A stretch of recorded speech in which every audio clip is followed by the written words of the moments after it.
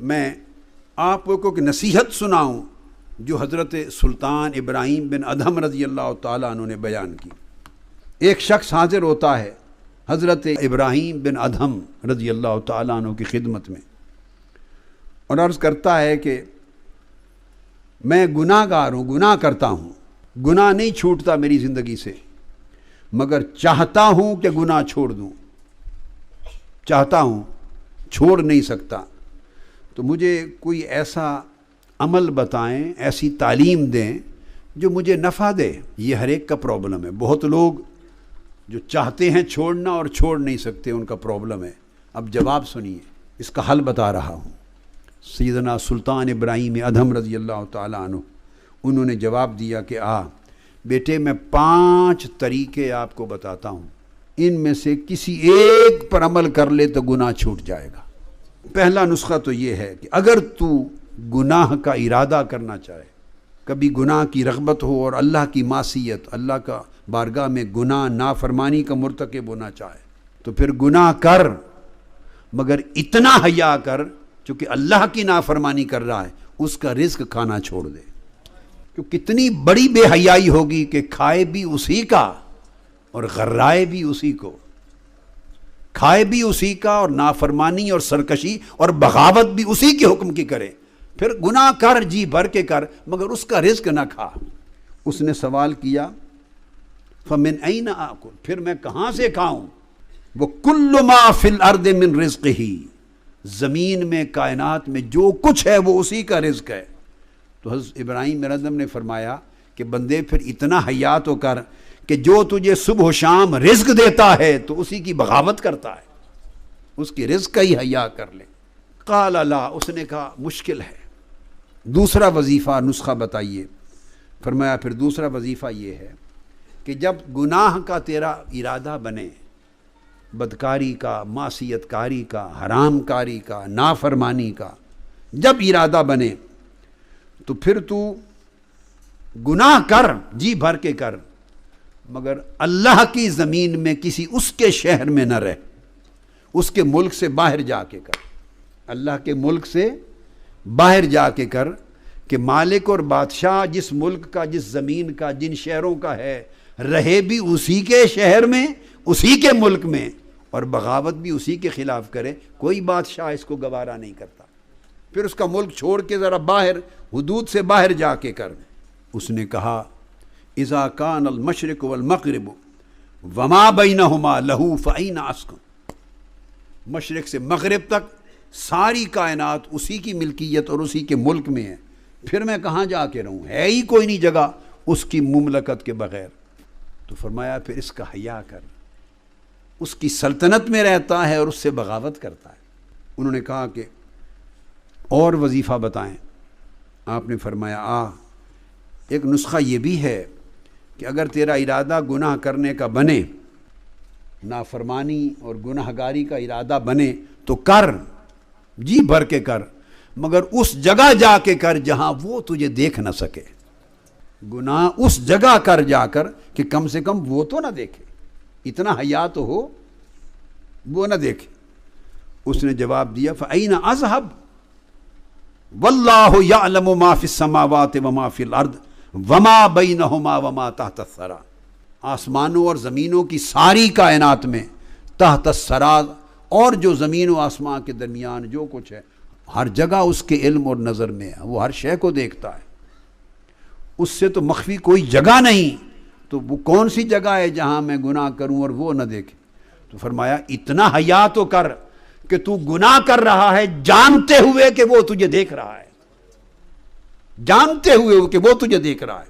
یہ کتنے وظیفے ہوئے؟ انہوں نے کتنے بتائے؟ 3۔ اس نے کہا چوتھا وظیفہ یا چوتھا نسخہ بتائیے۔ آپ نے فرمایا اس کا چوتھا نسخہ یہ ہے کہ گناہ کر، لیکن جب ملک الموت آئے تیری روح قبض کرنے کے لیے، ملک الموت آ جائے تو پھر اس کو اتنا کہہ دینا کہ کچھ وقت کی مجھے مہلت دے دے، اخرنی حتی اتوب توبۃ نصوحا، میں عمر بھر گناہ کرتا رہا ہوں، ملک الموت کو کہنا کہ چند لمحوں کی مہلت دے دے، میری روح قبض نہ کرتا کہ میں توبہ کر لوں۔ کم سے کم گناہ کی بخشش طلب کر کے پھر خدا کے حضور جا، اور میں کچھ نیک اعمال کر لوں تاکہ اللہ کے حضور جانے کے قابل بنوں۔ اس شخص نے کہا کہ ملک الموت تو میری درخواست قبول نہیں کرے گا، وہ تو لمحہ جب موت روح قبض کرنے کا آ جاتا ہے تو وہ تو نہ مقدم ہوتا ہے نہ مؤخر، وہ تو روح قبض کر لے گا، اور کوئی مہلت مجھے نہ توبہ کرنے کی ملے گی اس وقت جب ملک الموت روح قبض کرنے کے لیے پہنچ گیا، اور نہ اعمال صالحہ کی۔ تو فرمایا جب تجھے اس بات پہ قدرت نہیں کہ ایک لمحے کی مہلت مل سکے توبہ کرنے کی اور کچھ نیک عمل کرنے کی، تو پھر اندازہ کرتے تیری نجات کیسے ہوگی، خلاصی کیسے ہوگی۔ انہی گناہوں میں لت پت جب تو مرے گا تیری روح جائے گی، تو اندازہ کر کے پھر دوزخ کی آگ کے کتنے سوت اور کوڑے لگیں گے، کون بچائے گا، کیوں بچائے گا تم؟ اس نے پوچھا کہ 5واں نسخہ بتائیں۔ آپ نے فرمایا 5واں نسخہ پھر یہ ہے کہ جب قیامت کا دن ہو اور حساب و کتاب ہو جائے اور تیرا نامہ اعمال کھلے گناہوں سے بھرا ہوا، اور دوزخ کے فرشتوں کو حکم ہو وہ تجھے تیری پیشانی کے بالوں سے پکڑیں اور گھسیٹ کر دوزخ میں لے جانا چاہیں، اس وقت ان سے کہہ دینا کہ ذرا چھوڑ دو مجھے تھوڑی دیر کے لیے، مجھے نہ لے جاؤ، شاید میں اللہ سے درخواست کروں تو مجھے نجات مل جائے۔ ان کو کہنا کہ دوزخ میں نہ پھینکو، انہی سے مہلت مانگ لینا۔ اس نے کہا کہ قیامت کے دن تو کوئی مہلت نہیں ملے گی، وہ تو اللہ کے امر سے مجھے گھسیٹ کر دوزخ میں پھینک رہے ہوں گے، مہلت نہیں ملے گی قیامت کے دن۔ تو یہ ممکن نہیں۔ جب 5واں نسخہ سن لیا اس شخص کی چیخ نکلی، رو پڑا اور کہا حسبی حسبی، یہ 5 نسخے میرے لیے برابر ہیں، انا استغفر اللہ واتوب الیہ، میں ابھی گناہوں سے توبہ کرتا ہوں اور اس کے حضور معافی کا طلبگار ہوتا ہوں۔ کوئی راستہ نہیں گناہ اور معصیت کو جاری رکھ کر نجات کا، کوئی راستہ نہیں اللہ کی نافرمانی اور بغاوت اور سرکشی کو زندگی میں جاری رکھ کر پھر نجات کا، اور دوزخ سے خلاصی کا کوئی راستہ نہیں۔ آپ میں سے، ہم میں سے کون ہے جسے یہ تسلی ہو کہ روح قبض کرنے کے لیے ملک الموت آپ پہنچے اور آپ اس سے 1 منٹ کی مہلت لے لیں گے توبہ کرنے؟ ہے کوئی ہاتھ کھڑا کر کے بتائے؟ ہے کوئی جسے یہ خبر ہو کہ میں نے آج نہیں مرنا، میرے پاس مہلت ہے؟ کسی کو خبر نہیں۔ ارے تو وہ لمحہ کب آئے گا جب گناہوں سے لت پت زندگی سے ہم باہر نکل آئیں گے، تائب ہو جائیں گے، اس کی معصیت چھوڑ دیں گے، نافرمانی چھوڑ دیں گے۔ جوانوں، میرے بیٹے بیٹیوں، ان پاکیزہ جوانیوں کو معصیت کی غلاظت کے ساتھ کیوں آلودہ کرتے ہو؟ ان پیاری پیاری جبینوں کو، ان کا تو حق تھا کہ اللہ کے حضور سجدوں سے منور کرو، ہاتھوں کا حق تھا کہ اس سے نیکیاں کماؤ، قدموں کا حق تھا کہ خیر کی طرف ان قدموں کے ذریعے آگے بڑھو، جسم و روح کا حق تھا کہ خدا کی تابعداری اور اخلاص اور اعمال صالحہ میں یہ ہمیشہ مصروف رہیں۔